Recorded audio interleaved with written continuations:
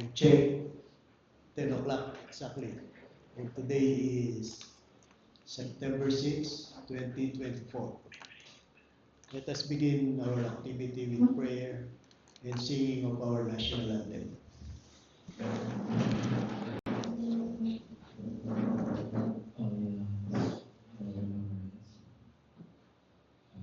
Thank you, Lord, for your amazing power and work in our lives. Thank you for your goodness and blessings over us. Renew our spirits and fill us with your peace and joy. In Jesus' name, amen.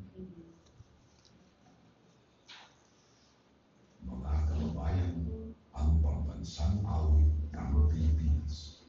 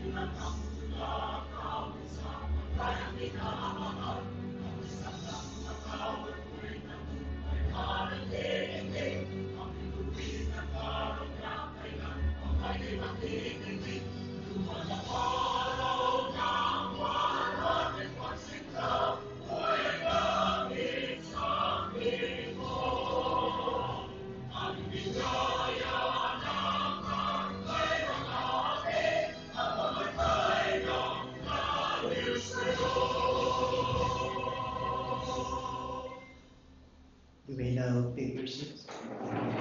Good morning once again.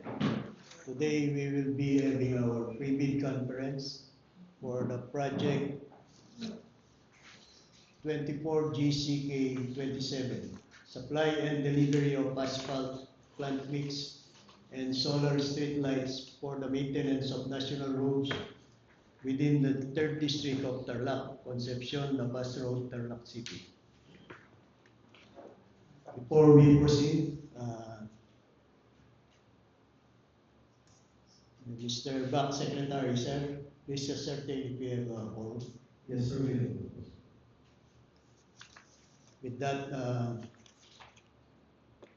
our invitation to bid, the Department of Public Works and Highways, DPWH, Tarlac 2nd District Engineering Office, through the GAA FY fiscal year 2024 intends to apply the sum of 10 million pesos being the EBC to payment under the contract of 24 GCK 27, supply and delivery of asphalt, plant mix, and solar street lights for the maintenance of national roads within 3rd District of Tarlac, Concepcion, Labas Road, Tarlac. Bids received in excess of the ABC shall be automatically rejected at bid opening. The Department of Public Works and Highways, Tarlac 2nd District Office, Engineering Office now invites bids for the above procurement project. Delivery of goods is required by within 30 days. Bidders should have completed within 10 years from the date of submission and receipt of bids, a contract similar to the project. The description of an eligible bidder is contained in the bidding documents, particularly in Section 2 on ITB or Instruction to Bidders.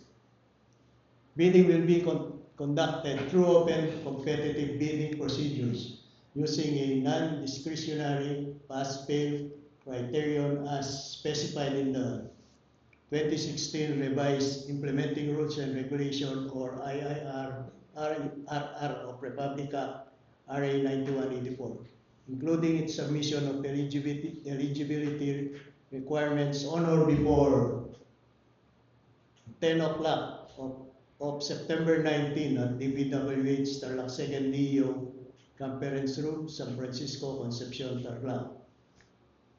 Bidding is restricted to Filipino citizens, sole proprietorship, partnerships, or organization with at least 60% interest of or outstanding capital stock belonging to citizens of the Philippines and to citizens or organization of a country, the laws or regulation of which grant similar rights or privileges to Filipino citizens pursuant to RA number 5183.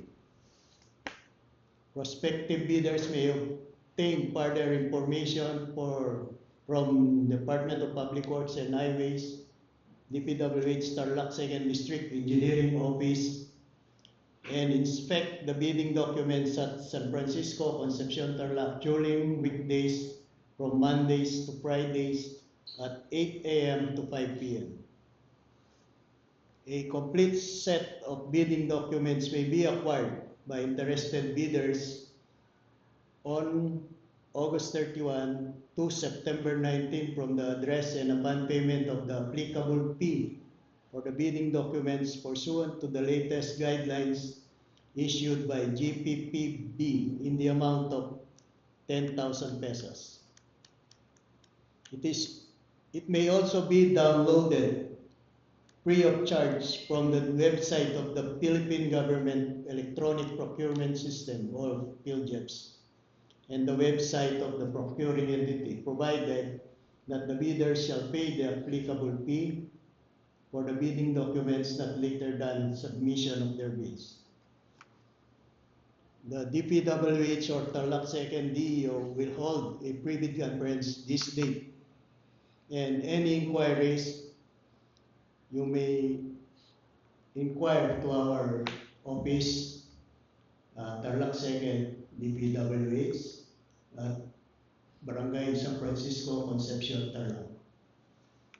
Is there any inquiries? There being none, we will adjourn this activity for the pre-bid conference. And thank you to all and to the viewers of YouTube. Thank you.